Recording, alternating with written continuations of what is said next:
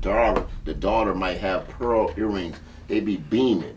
But that's to show how your black skin beams to this right. Nobody, element. you know, I mean, if you want to show off gold, you got to put it on a black canvas. Right. Yeah. Right. You want to show off your diamond. Nothing is going to complement anything like a black canvas. Right. Yeah, there you go. Black, yeah. And that's what he does, and that is so intriguing and engaging. Yeah. You know, when people purchase his art and have in a home. Mm-hmm. You'll be nonstop engaged. All right, we're gonna talk about Charleston White now. All right. And I think you can give some insights because some of the stuff I'm gonna talk about. Yeah, you can. I never stopped that one camera just stopped, but the other one didn't. So you can just keep on rolling. So we don't need to do another. No, you don't have to. Just keep on going. There's a brother by the name of Charleston White that it'd be sometimes Shabazz at my age be catching up to me, man, because I be like the last to know. It's like, shout out to him, man. I'm about to mention the young homie, 42 Doug, right? Right. So, we're downtown in the high rise, right up at my joint. Okay. See this brother coming and going, and I'm a jewelry kind of guy. I used to be, I don't wear it, but he would be blinging like Liberace. Finally, his man cut into me and was like, "Why we know who you is and you don't know who he is?" Wow. And I was like, "Damn, nephew, you got me." And he "That's my man, that's 42 Doug, I'm his manager." And I'm still like... right. So he told me though, he said, "You know what? Ask some of your nephews and some of your young homies about us." Right. So I did. Well, come to find out that everybody else on the planet, the boy one of the hottest things out, and he's really talented. Wow. Yeah. So shout out to 42. I think 42 Big might up, be. 42. Shout out to 42. But that's just an age thing, right? Yeah. I just didn't know, and then I knew, We speaking of which, we're supposed to run into some more Detroit hip hop elite.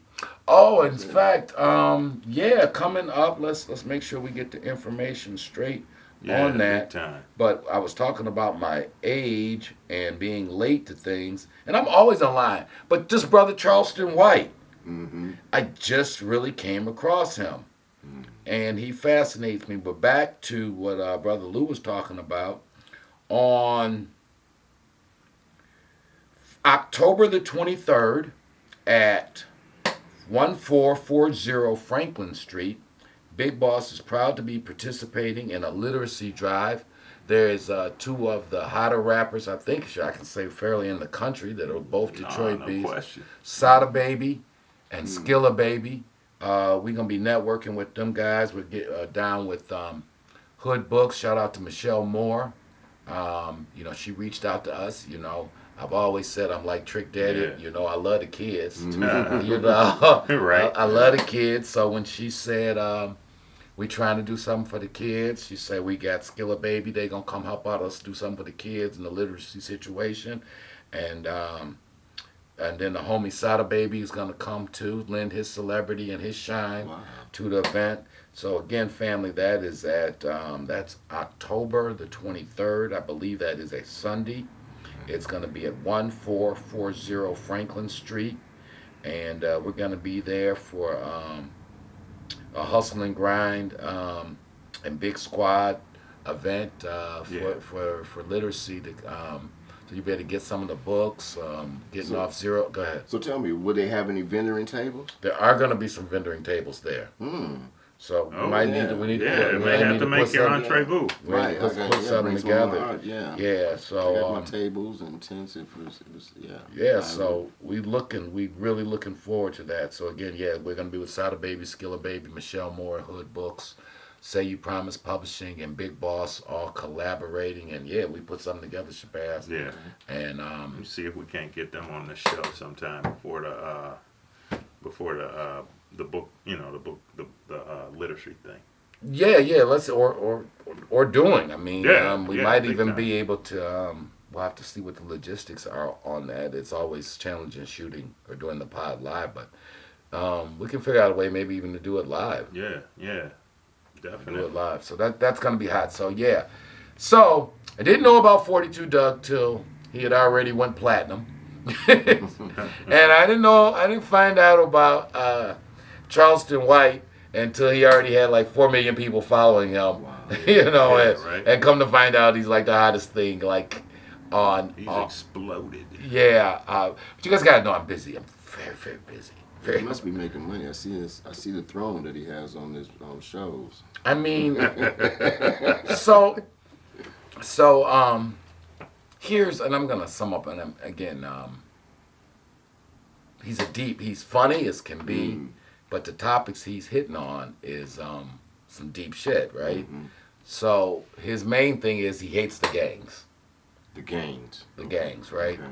So he started off really roasting the Bloods and Crip thing out of California, and he kind of was giving the crews out of Chicago a pass because of their history and respect for the old man. And when I said old man, I'm talking about Larry Hoover. Larry Hoover. The real old man. Yeah. Shout out to that whole thing. Some of my security in Atlanta come from that Hoover tribe. So I'm going to stay politically correct and just say shout out to them. Okay. But back to these California niggas. So his thing is that this rap thing. Okay, so this like a pyramid has occurred. Mm-hmm. The gangs have now infiltrated all through the prison system, right? Mm-hmm. And you got the rappers now, who are all like Claiming some kind of affiliation. or set, right? And of course the youth. And let's be clear, because one thing Charleston does, he says, the babies are listening to them. Yeah. And I like the way he says that, because when you say to kids or young adults, it kind of takes the sting off it. No, the babies are listening to this. Because when you're 13 years old, you're a baby. Especially in our community where niggas ain't growing up till they 52 anyway. So at 32, you definitely a baby. So his thing is that y'all making these lyrics talking about how cool it is to be gangster, how cool it is to shoot up houses and all of this violence, and how you ain't scared to go to jail. And then he makes mockery of it, though, every time. And I don't know, I'll be honest, fam, I don't know any of these kids. So I'm getting this all secondhand, so forgive me. So like he was clowning this boy, NBA young boy. You know who this man, we got a young intern there. Yeah. You know who this kid is? Wow. So, and again, I'm not taking any sides. I'm just here, put it out there, and I'll give my opinion. Because, I niggas mad at me because I got away and didn't go to jail. I was like, I thought I should get a pat on the back. And so many of us get caught. Y'all niggas mad at me because I escaped the RICO. For me to get my street cred, you telling me I had to go get locked up? Wow. What kind of reverse crab, huh? The energy of the crab, like how y'all worship the one that got caught and nigga that got away? Now I'm the square because I got away. This nigga got caught 5 times and he's smarter than me. It's pretzel logic, baby. It's pretzel So logic. okay, all right. I digress. Excuse me, family. Thank y'all for letting me vent that for a moment. But so my brother, back to Charleston. Charleston say he was clowning this, and he clowns all the rappers. But some of the ones that immediately had the content, this kid, NBA young boy, who I guess is like a big deal, right? So he had caught a case. He had to go sit down. Then he was like writing letters, like, I don't want to be here. And he had his fans signed, 100,000 people wrote a letter to President Biden. And Charleston like, nigga, you a gangster, right? Right. You ain't never heard about John Gotti writing no damn letter talking about I don't want to be here with y'all gangster. But so when he said it, the world I come from. My pops and them. I was raised by the trap guys, and I was like, he made me think. I was like, yeah, the real thorough niggas, they go to jail. They just be like, I'm going to jail. I remember in fact, it threw me back. I remember a little boy, Mr. Horn, at this barbershop, at Mr. Horn's original barbershop. Yeah. And the case had been going on and on, And I'll never forget, and Pop just was saying, he said, I'm just ready for it to be over. If I got to go sit down, I got to go sit down. He's like, I'm just tired. Right. Mm-hmm. Real gangsters really feel like that, though. They don't cry about. No. And he like, and worst of all, though, you spitting this shit to these kids, like about the glory of all of this gangster rah-rah shoot 'em up bang bang shit. Then you go to jail. And then what's the other one? Young homie gonna know this one. Little Uzi Vert. He familiar with him too. I guess this guy's also like on fire, right? Wow. Yeah. But Charleston be clowning because he like, one nigga, you ain't never shot no Uzi. So how the fuck you get a name Uzi Vert? You had to come up And then nigga who didn't, he didn't did this. You didn't sat down before. Is there anything particularly cool about sitting down? No, it's not nothing cool. It's not nothing like you're going to no resort, So you can't be trying to put that into their mentality that it's just an okay ride, or don't worry, Right, or it's all when just somebody- part of it. Yeah, when somebody has control of your time, that's not fun.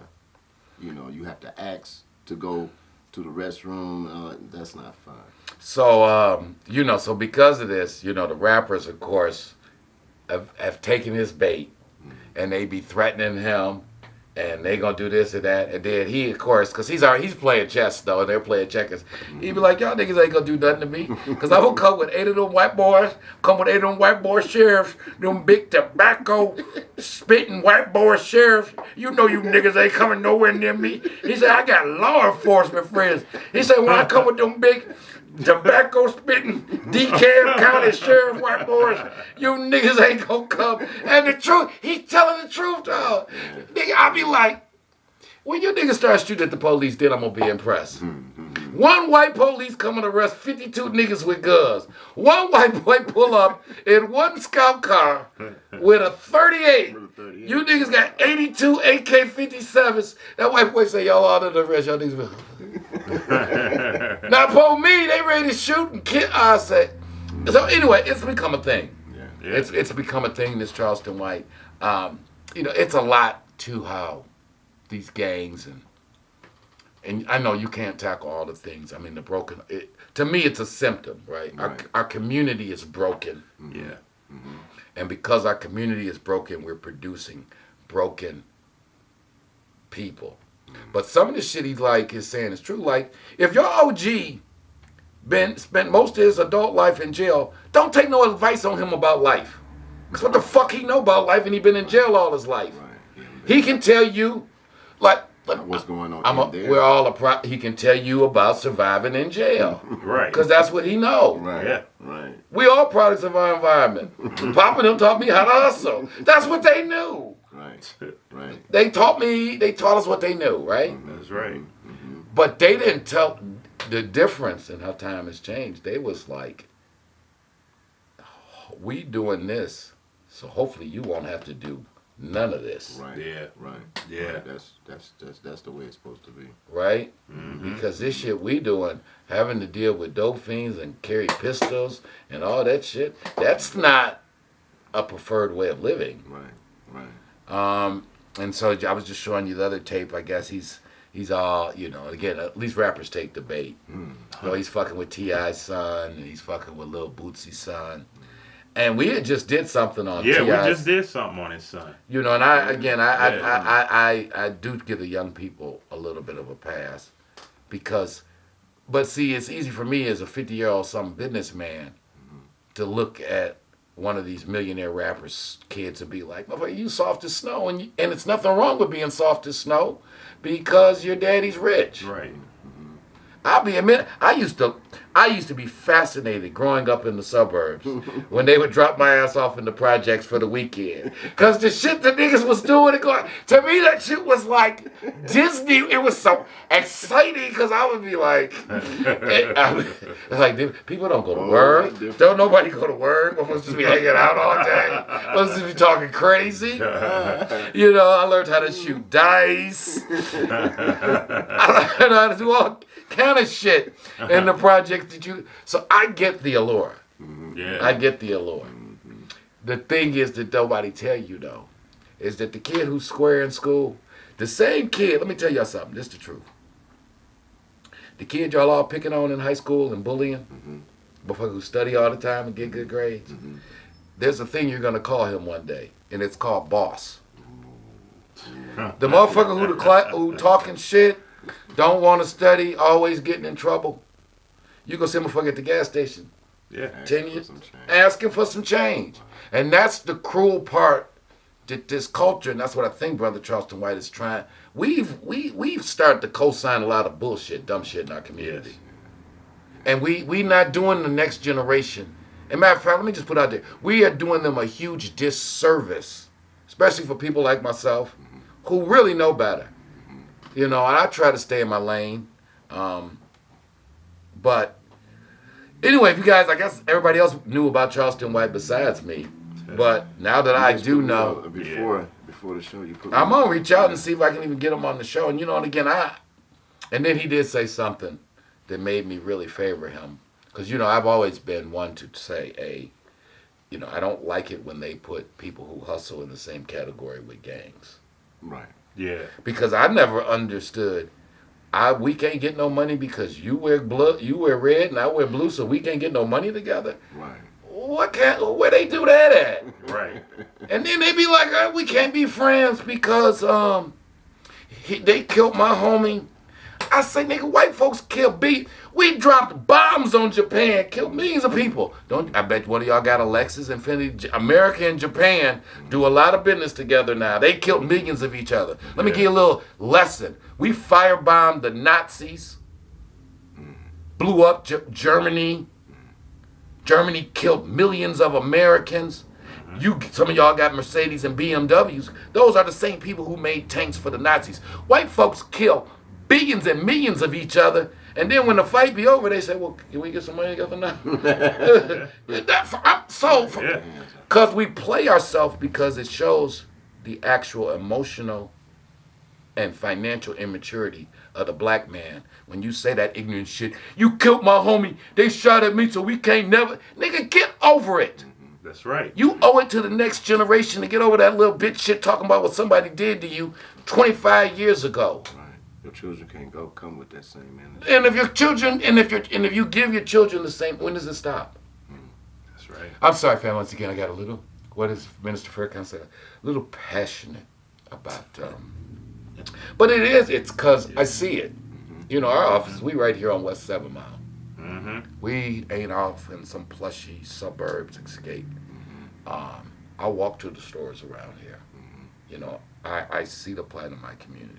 And God's been really good to me, you know, and to all of us. Right. Yeah, right, for sure. Right. And, you know, to one which much is given, much is required. And so shout out to Charleston White. I'm just going to say it. He telling a lot of truth. I mean, and I am a businessman. I understand that rap is, that these guys are characters. But you guys, you know, when you go into character, you got to understand. And this is going to go, when we was talking about Scarface, to these kids, they don't understand, like, Scarface is a character. They think these rappers are really living that life. Because somebody going to pull your card. Somebody going to pull your card. Yeah. And they say, who got the rent? Well, in the past, I mean, if you really stop and think about it, the two biggest deaths in hip hop was like Tupac and Biggie, obviously. But ever since then, it's just escalated. I mean, like right now, I could think of like maybe 6, 7 different rappers that died violently in 1 year. I mean, and that's showing how sick our culture has become. Because you've got young black millionaires who, instead of being in some 5-star suite with a room full of pretty girls, are riding around with guns shooting at each other. And it's like, homie, what part don't you get? Right. It's a lot of distraction that's going on, so that's why they're not getting the message. Yeah. You know, we have some that put in the hard work to try to put the message out there. But you got a lot of distraction, which is in that social media. And last thing on this, before we get off this thing, I guess there's this thing in the hip hop world called checking in. So it's like You in Detroit, right? And I'm from Miami. Okay. Well, when I come to Detroit, I got to check in with you, tell you I'm coming to town, and you're going to tell me that it's safe to come to town. And then when you come to Miami, I got to check in with you. And then we go out to L.A., we got to check in with the niggas in the Reds and the niggas in the blue and everybody, niggas in... And so your man Charleston said, well, why don't the white folks got to check in?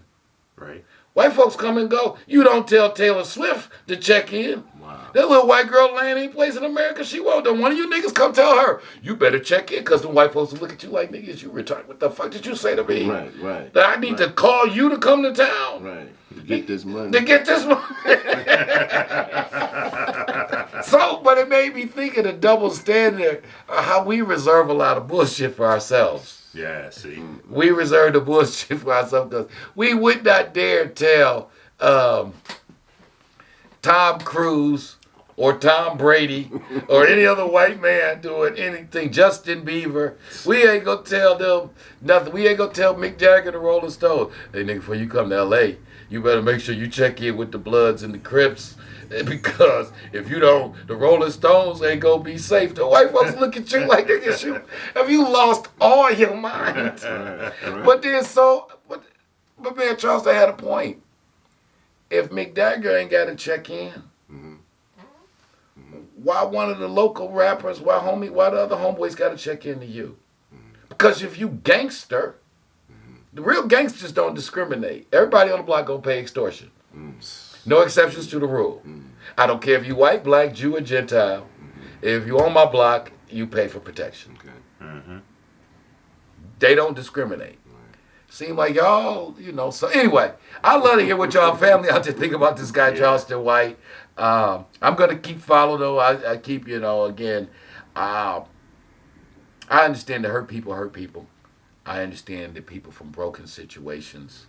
I understand that people with healthy role models don't usually do a lot. And when you ain't got healthy role models, you end up doing a lot of other stuff. So, but yeah, Charleston White, man. Charleston White, big up to you. Yeah, let me, for real family, chime in, hit us up in the comments. Let us know what y'all think about this guy, what he's doing. Is he going too far, or has he not gone far enough? Because that nigga said something. He was like, I don't think they need to start giving these niggas about 15 years. He said 7. He said giving these niggas 7 ain't working out. He said that nigga said some crazy shit. He like, you need to start, the niggas go to jail at 20 and let them out by at 40. And then you gonna have you a good law-abiding system. I'm like, oh my God, this nigga's lost. That'll make them think. Yeah, he has lost his mind.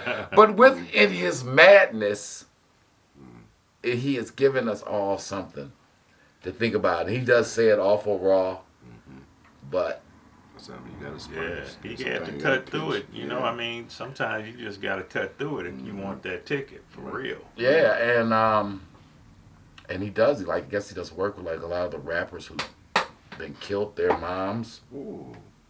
And then he how do y'all do that? Y'all glorify all this stuff, but then your man get killed. You don't do nothing. You don't pay for the funeral. And I mean, he went there. He was like, you niggas was smoking weed at Nipsey's funeral. It's like, and then y'all don't put up no money. Y'all don't buy no flowers. It's just all. So I don't know. I love all the brothers. I want the brothers wearing red to figure it out. I want the brothers wearing blue to figure it out. I want the brothers in Chicago to figure it out. But I do know this. If you know anything about what's going on planet Earth right now, and you're a black man, your enemies and your problems ain't the ones who look like you. Right. Oh, it's a lot of people, if you want to direct that violence and that energy towards, it ain't the nigga who live around the block from you. Right. That's all as Forrest Gump would say, that's all I'm going to say about that. So again, family, let us know what you think about that man, Charleston White, and what he's got going.